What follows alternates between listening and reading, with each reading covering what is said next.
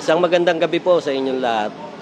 Sa aking mga taga San Nicolas, ako po si Kagawad Crisanto Punong Rañeses. Ngayon po ay tumatakbo bilang punong barangay ng Barangay San Nicolas.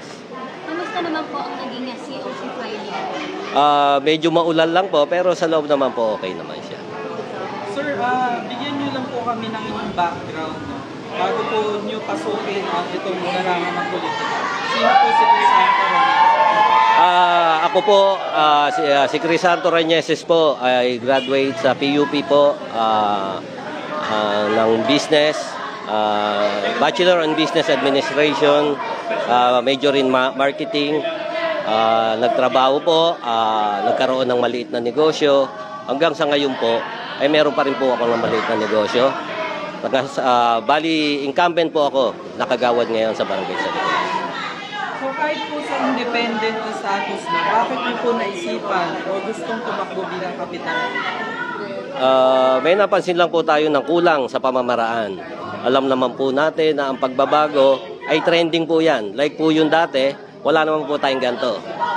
Ang panahon po ang nagdidikta sa pangangailangan po ng tao. Kaya gusto po natin na maging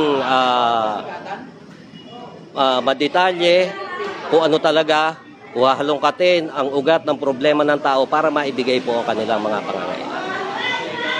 Kagawad ko may message dito sa inyo mga katunggaling kapitan at si Capricorn.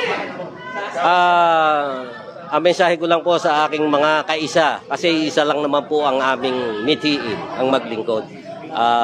Ang mensahe ko lang po sa kanila ay, we don't need competition, we need collaboration. Mensahe naman po sa mga kabarangay San Nicolas. Para po sa aking mga kabarangay, maging matalino at mapanuri po tayo sa pagpili po ng ating iboboto sa darating na halalan. Iwaksin na po natin yung kultura ng matandang politika. Nadidiktahan ka,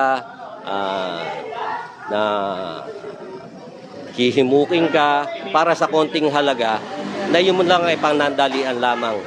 Iboto po natin ang tunay na may puso at may kakayanan maglingkod. Kayo na po, ito na po ang panahon na kayo naman ang maging leader sa sarili nyong barangay upang maging maayos, matiwasay at maunlad na pamayanan. Yun lang po at maraming salamat. Maraming salamat. Thank you po, Kap. Good luck po.